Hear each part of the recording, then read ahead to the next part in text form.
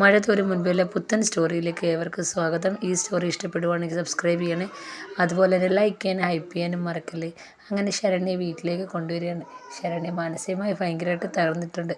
എല്ലാവരും ശരണ്യയ്ക്ക് ധൈര്യമൊക്കെ നൽകുന്നുണ്ട്. പക്ഷേ ശരണ്യ ആഹാരമൊന്നും കഴിക്കുന്നില്ല. മാനസികമായി നന്നായിട്ട് തകർന്നുണ്ട്. ശരണ്യയുടെ അമ്മ ഭയങ്കര കരച്ചിൽ. അപ്പം വനിതാ ശിശുക്ഷേമ വകുപ്പിൽ നിന്നൊക്കെ ആൾക്കാർ വരുന്നുണ്ട്. അപ്പം അവരൊക്കെ പറയുന്നുണ്ട്, പക്ഷേ നിൻ്റെ കൂടെ ഞങ്ങളുണ്ട്. അവർ നിന്നെ ഈ കോലത്തിലാക്കിയവർക്ക് ശിക്ഷ വാങ്ങിച്ചു കൊടുക്കാൻ നീ നല്ലോണം ധൈര്യം സംരക്ഷിക്കണം എന്നൊക്കെ പറയുന്നുണ്ട്. അമ്മയോടും ആഹാരമൊക്കെ നന്നായിട്ട് കൊടുക്കണമെന്നൊക്കെ പറഞ്ഞ് അവരവിടുന്ന് പോവുകയാണ്.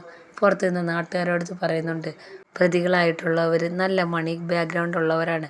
അവർ ഈ വീട്ടിലേക്ക് വരുന്നോ, ഈ വീട്ടിലേക്ക് ആരൊക്കെ വന്നു പോകുന്നതൊക്കെ നിങ്ങൾ നിരീക്ഷിക്കണം എന്ന് പറയാണ്. അവർ പൈസ തന്ന് സ്വാധീനിക്കാൻ നോക്കും. പക്ഷെ നിങ്ങൾ അതിനകത്ത് വീണ് പോലെന്ന് ശരണ്യയുടെ അച്ഛൻ്റെ അമ്മയടുത്തും പറയാണ്. നിങ്ങളുടെ മോളുടെ മാനമാണോ വലുതെന്ന് നിങ്ങളാണ് തീരുമാനിക്കേണ്ടതെന്ന് പറയാണ്. ആരും പൈസ കൊണ്ടുവന്നെന്നും പറഞ്ഞിട്ട് നിങ്ങളതിൽ വീണ് പോകലെന്ന് പറയണം. അതിലൊരു പ്രതിയുടെ അച്ഛൻ ഇവിടെ തന്നെ ജ്വല്ലറിയും ടെക്സ്റ്റൈൽസും ഒക്കെ ഉണ്ട്. അതുപോലെ ബാക്കിയുള്ള എല്ലാവരും നല്ല കാശുള്ള വീട്ടിലെ പിള്ളേരാണ്. അതുകൊണ്ട് അവരെന്തായാലും പൈസയെ സ്വാധീനിക്കാൻ നോക്കുമെന്ന് അവർ പറയുകയാണ്. നിങ്ങളതിൽ വീണ് പോകലെന്ന് പറയുന്നുണ്ട്. നാട്ടുകാരുടെ പറയുന്നുണ്ട്, നിങ്ങളിങ്ങോട്ടൊക്കെ ശ്രദ്ധിക്കണമെന്ന്. അങ്ങനെ അമ്മയ്ക്കാണെങ്കിൽ ഭയങ്കര സങ്കടം ശരണ്യയുടെ. അങ്ങനെ ശരണ്യയുടെ അമ്മ ചെന്ന്, മോൾക്ക് വല്ലതും ഉണ്ടാക്കിത്തരാം, എന്താ വേണ്ടുന്നത് പറഞ്ഞാൽ മതി, എന്ത് വേണമെങ്കിലും അമ്മ ഉണ്ടാക്കിത്തരാം എന്നൊക്കെ പറയുന്നുണ്ട്. മോൾ ആഹാരം കഴിക്കാതിരുന്ന് കഴിഞ്ഞാൽ എങ്ങനെയാണ്, ക്ഷീണമാവും, ഹോസ്പിറ്റലാവും എന്നൊക്കെ പറയുന്നുണ്ട്. പക്ഷേ ശരണ്യയ്ക്ക് പ്രത്യേകിച്ചൊന്നും മിണ്ടില്ല. ഒരു പ്രത്യേക മാനസികാവസ്ഥയിലാണ് ശരണ്യ.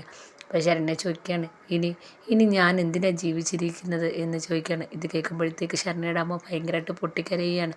അപ്പോൾ മോളെ അങ്ങനൊന്നും പറയാതെ എന്ന് പറയാണ്. ഞാൻ എന്തിനാണ് ഇനി ജീവിച്ചിരിക്കുന്നത്, ഇനി ജീവിച്ചിരുന്നിട്ട് എന്താ കാര്യമുള്ളതെന്ന് പറഞ്ഞിട്ട് ശരണ്യെ പിച്ചുമ്പേയും പറയുകയാണ്. ശരണ്യയുടെ അമ്മ കരഞ്ഞുകൊണ്ട് പറയുകയാണ്, മോളിങ്ങനൊന്നും പറയാതെ, അച്ഛനും അമ്മയും ബാക്കി എല്ലാവരും മോളുടെ കൂടെ ഉണ്ടല്ലോ, പിന്നെന്തിനാ മോള് വിഷമിക്കുന്നത് എന്നും പറഞ്ഞ് സമാധാനിപ്പിക്കുന്നുണ്ട്. പക്ഷേ ശരണ്യ ഇപ്പം മറ്റൊരു മാനസികാവസ്ഥയിലാണ്. ആകപ്പാടെ തകർന്ന് എന്ത് ചെയ്യണം, ആരോടും ഒന്നും മിണ്ടാതെ ആഹാരം കഴിക്കാതെ വേറൊരു രീതിയിലേക്ക് ആയിരിക്കുകയാണ് ശരണ്യ. ഈ സമയത്ത് റിമാൻഡ് വിട്ട രോഹിത്തും അതേപോലെ ഹരിയും ബാക്കി 2 പേരും, അങ്ങനെ അവർ 4 പേരും സെല്ലിൽ തന്നെ കിടക്കുകയാണ്. ഇനി തെളിവെടുപ്പിനും മറ്റുമായി കൊണ്ടുപോകാനൊക്കെ ഉള്ളതാണ്. രോഹിത്താണെങ്കിൽ ഇപ്പോൾ തന്നെ ബാധിച്ചെത്തിയ അവസ്ഥയിലാണ്. കാരണം രോഹിത്ത് ഇതിൽ ചെയ്തതിൽ ഭയങ്കര മനോവിഷമമുണ്ട്. ആ ക്രൂരതയിൽ കൂട്ടുനിന്നത് രോഹിത്താണെന്ന് രോഹിത്തിന് നല്ലോണം അറിയാം. പക്ഷേ താൻ ആ തെറ്റിൽ പങ്കാളിയായിട്ടില്ല എന്നുള്ള കാര്യം ആരോടും പറയാനും പറ്റില്ല. ആകപ്പാടെ മാനസികമായി തകർന്നിരിക്കുകയാണ് രോഹിത്ത്. അപ്പോൾ ഹരി പറയുന്നുണ്ട്, നീ വിഷമിക്കണ്ടാടാ, നമ്മളെ റിമാൻഡ് കഴിയുമ്പം നമ്മൾ ഉടനെ ഒന്നും ജയിലിൽ പിടിച്ചിടത്തില്ല. വാദമൊക്കെ കഴിഞ്ഞിട്ടേ നമ്മളെ അവരെന്തെങ്കിലും ചെയ്യത്തുള്ളൂ. നമുക്ക് റിമാൻഡ് കഴിയുമ്പം പുറത്തിറങ്ങാം, നീ വിഷമിക്കാതെ, അച്ഛനും ചെറിയച്ഛനും ഒക്കെ പുറത്തുണ്ടല്ലോ, പിന്നെ നീ എന്തിനാണ് വിഷമിക്കുന്നതെന്ന് പറയാണ്. രോഹിത്താണെങ്കിൽ ഒന്നും മിണ്ടുന്നില്ല. ഒന്നും മിണ്ടാതെ ഇതൊക്കെ കേട്ടോണ്ടിരിക്കുകയാണ്. ആകപ്പാടെ തകർന്ന അവസ്ഥയിൽ ഭിത്തി ചാരി ഇങ്ങനെ നിൽക്കുകയാണ് രോഹിത്ത്. ഈ സമയത്താണെങ്കിൽ കടപ്പാട്ടൂർ നമ്മുടെ മനു വരികയാണ്. മനു അലീനെ കണ്ട് കുറച്ച് നേരം സംസാരിക്കണമെന്ന് പറഞ്ഞായിരുന്നല്ലോ. അങ്ങനെ മനു ആണെങ്കിൽ വരികയാണ്. മാത്രമല്ല ബാലചന്ദ്ര ഹോസ്പിറ്റലിൽ വന്നിട്ടുണ്ടല്ലോ, അങ്കിളിനെ ഒന്ന് കാണാം എന്ന് വിചാരിച്ചുകൊണ്ടാണ് മനു വരുന്നത്.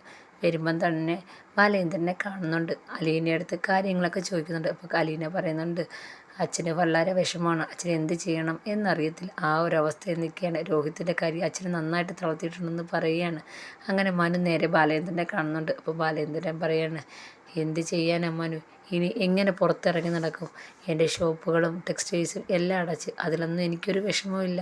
പക്ഷേ എൻ്റെ മോൻ്റെ ജീവിതം, എൻ്റെ മോൻ്റെ ഭാവി, ഇനി അവൻ എങ്ങനെ പുറത്തിറങ്ങി നടക്കും, ഇനി അവന് എങ്ങനെ ഒരു ജോലി കിട്ടും, നല്ല ജീവിതം നയിക്കാൻ പറ്റും എന്ന് പറയുകയാണ്. കേൾക്കുമ്പോഴത്തേക്കും മനു ആകപ്പാടെ സങ്കടത്തോടെ ഇരിക്കുകയാണ്. മനു പറയാണ്, അങ്കിൾ വിഷമിക്കാതെ, എന്തായാലും അവർ റിമാൻഡിൽ പോയി, അത് കഴിയുമ്പോൾ ഇതിൻ്റെ വാദമൊക്കെ ഉണ്ടാവുമല്ലോ, നമുക്ക് നോക്കാം എന്ന് പറയാണ്. അവിടെ ഹരിയുടെ അവസ്ഥയും ഇത് തന്നെയല്ലേ എന്ന് പറയാണ്. അപ്പം ബാലേന്ദ്രൻ പറയാണ്, അവിടുത്തേക്കൊക്കെ വളരെ കഷ്ടമാണ് ഇവിടുത്തെ അവസ്ഥ. ആ രോഹിത്ത് ജയിലിൽ മാത്രവുമല്ല, വൈജിയാണെങ്കിൽ ഡിവോഴ്സിന് പോകാൻ തയ്യാറായിരിക്കുകയാണ്. അവൾക്ക് എത്രയും പെട്ടെന്ന് ഡിവോഴ്സ് വാങ്ങിച്ച് എന്നെ ജയിക്കണം, അതുമാത്രമേ ഉള്ളൂ അവളുടെ ചിന്ത. അവൾ ഒരിക്കലും അവളുടെ മക്കളെക്കുറിച്ചോ മക്കളുടെ സ്വഭാവം എങ്ങനെ പോകുന്നു ഒന്നും അവൾ ചിന്തിക്കുന്നില്ല എന്ന് ബാലേന്ദ്രൻ പറയാണ്. ഹോസ്പിറ്റലിലേക്ക് വരെ കുടുംബ വക്കീലിനെ വിളിച്ച് വരുത്തി അവൾ കേസ് നീക്കാൻ വേണ്ടി നോക്കുകയാണെന്നാണ് അവിടുത്തെ നേഴ്സുമാർ പറയുന്നത്. അങ്ങനെയുള്ള വൈജിയെടുത്ത് എന്ത് പറയാൻ, ഇനി 2 പെൺപിള്ളേരുണ്ട്, അവളാണെങ്കിൽ അവരുടെ കാര്യമെങ്കിലും ആലോചിച്ച് ഇങ്ങനെയുള്ള തീരുമാനം എടുക്കാതിരുന്നൂടെ എന്ന് ബാലേന്ദ്രൻ പറയാണ്. രോഹിത്തോ ഇങ്ങനെയായി എന്ന് പറയാണ്. പിന്നെ ഇതൊക്കെ ആരോട് പറയാൻ, വൈജയുടെ വാശി ജയിക്കണം, അത് മാത്രമേ ഉള്ളൂ അവൾക്കെന്ന് പറയാണ്. അപ്പം മനു പറയാണ്, അങ്കിൾ ആകപ്പാടെ ടെൻഷൻ അടിക്കാതെ, ഇപ്പോൾ ഹോസ്പിറ്റലിൽ നിന്ന് വന്നതല്ലേ ഉള്ളൂ, ഇനി ടെൻഷൻ അടിക്കാതെ എന്ന് പറയാണ്. ഇതിൽ കൂടുതൽ എന്ത് ടെൻഷൻ അടിക്കാനാ മനു എന്ന് പറയാണ്. എല്ലാം തകർന്നില്ലേ, തരിപ്പണമായി പോയില്ലേ എന്ന് ബാലേന്ദ്രൻ വിഷമത്തോടെ പറയാണ്. എന്തായാലും അങ്കിള് റെസ്റ്റ് എടുക്ക്, ഞാൻ ബബിതയെ ഒന്ന് കാണട്ടെ, കൃഷ്ണമോളെ ഒന്ന് കാണട്ടെ എന്ന് പറയാണ്. അങ്ങനെ നേരെ ബബിതയെ കാണാൻ പോവുകയാണ്. അങ്ങനെ നേരെ ചെന്ന് ബബിതയെ കാണുകയാണ്. ബബിതയെ മുറിയിരിക്കുകയാണ്. മുറിയിരിക്കുമ്പോൾ മനുവിനെ കാണുമ്പോൾ ബബിത എണീക്കുന്നുണ്ട്. ഇരി നീ എപ്പോഴും മുറിയിൽ തന്നെയാണല്ലോ, എന്താ ഈ ഫോണിൽ എന്തോ എപ്പോഴും നീ നോക്കിക്കൊണ്ടിരിക്കുന്നതെന്ന് ചോദിക്കുകയാണ്. ഒന്നുമില്ല, ഞാനിപ്പോൾ ക്ലാസ്സിനൊന്നും പോവാത്തതുകൊണ്ട് ഓരോരുത്തർ നോട്ട്സൊക്കെ ഇട്ട് തരികയാണെന്ന് ബബിത കള്ളം പറയാണ്. അങ്ങനെ മനു അവിടെ വന്നിരിക്കുകയാണ്. മനു അവിടെ വന്നിരിക്കുമ്പോൾ ബബിത ചോദിക്കുന്നുണ്ട്, എന്താ മനുവേട്ടൻ ഇപ്പം ഇങ്ങോട്ട് വന്നേ? ഇവിടുത്തെ ഓരോരോ വിശേഷങ്ങൾ നീ അറിഞ്ഞില്ലേ, ആ വിശേഷത്തിൻ്റെ കൂടുതൽ അറിയാനും പിന്നെ അങ്കിള് ഇങ്ങോട്ട് വന്നില്ലേ, അങ്കിളിനെ ഒന്ന് കാണാമെന്ന് വെച്ച് വന്നതാണെന്ന് പറയാണ്. അപ്പോഴാണ് അങ്കിളൊരു കാര്യം പറഞ്ഞത്, നിൻ്റെ അമ്മ ഡിവോഴ്സിന് പോകുന്നുള്ള കാര്യം, അത് നീ അറിഞ്ഞായിരുന്നോ എന്ന് ചോദിക്കുകയാണ്. അത് ഞാൻ അറിഞ്ഞില്ല എന്ന് ബബിത പറയാണ്. എന്നാൽ അറിഞ്ഞോ, അമ്മ ഡിവോഴ്സിന് പോവുകയാണ്. അമ്മ എന്നിട്ട് ഈ വീട്ടിൽ നിന്ന് മാറി താമസിക്കുക, ഹോസ്പിറ്റലിൽ നേരെ ഇങ്ങോട്ട് വരുന്നില്ല, വേറൊരു വീട്ടിലേക്ക് മാറി താമസിക്കുകയാണെന്ന് പറയുന്നത്. നിൻ്റെ അഭിപ്രായം എന്താണെന്ന് ചോദിക്കുകയാണ്. അപ്പോൾ ബബിത പറയാണ്, അമ്മ പറയുന്നത് ശരിയല്ലേ, അച്ഛൻ അലീനെ ഇവിടെ കൂട്ടിക്കൊണ്ട് വന്നുകൊണ്ടല്ലേ അമ്മ പോകുന്നത്, ഞാൻ അമ്മയുടെ സൈഡാണെന്ന് പറയാണ്. അപ്പം ഉടനെ മനു പറയാണ്, അതെന്തായാലും കൊള്ളാം, അമ്മ തെറ്റൊന്നും ചെയ്തിട്ടില്ല, അമ്മ പെർഫെക്റ്റ് ആണെന്നാണോ നീ പറയുന്നതെന്ന് ചോദിക്കുകയാണ്. പിന്നെ തെറ്റ് ചെയ്തത് അച്ഛനല്ലേ എന്ന് ബബിത ചോദിക്കുകയാണ്. ആരാ തെറ്റ് ചെയ്തേ ഇല്ലേന്നൊക്കെ പതുക്കെ മനസ്സിലാവും, അതവിടെ നിൽക്കട്ടെ. ഇപ്പം അച്ഛനും അമ്മയും കൂടെ പിരിഞ്ഞാൽ നിങ്ങളുടെ അവസ്ഥ എന്തുവാണെന്ന് നിങ്ങൾ ചിന്തിച്ചിട്ടുണ്ടോ? രോഹി എന്തായാലും ജയിലിലായി, ഇനി നിങ്ങളുടെ രണ്ടുപേരുടെയും കാര്യം, നിങ്ങൾക്ക് രണ്ടുപേർക്കും അച്ഛനും അമ്മയും പിരിഞ്ഞ് നിൽക്കണമെന്നാണ് ആഗ്രഹം എന്ന് ചോദിക്കുകയാണ്. അപ്പം ബബിത ഒന്നും മിണ്ടാതെ കുനിഞ്ഞിരിക്കുകയാണ്. അപ്പം നിങ്ങൾ രണ്ടുപേരും ഒരുമിച്ച് പറഞ്ഞു കഴിഞ്ഞാൽ വൈജയന്തി എന്തായാലും ഈ ഡിവോഴ്സുമായിട്ട് മുന്നോട്ട് പോകത്തില്ല, നിങ്ങൾ പറയണം എന്ന് പറയാണ്. അപ്പോഴത്തേക്ക് ബബിത ഒന്നും മിണ്ടാതെ ദേഷ്യം ഇങ്ങനെ ഇരിക്കുകയാണ്.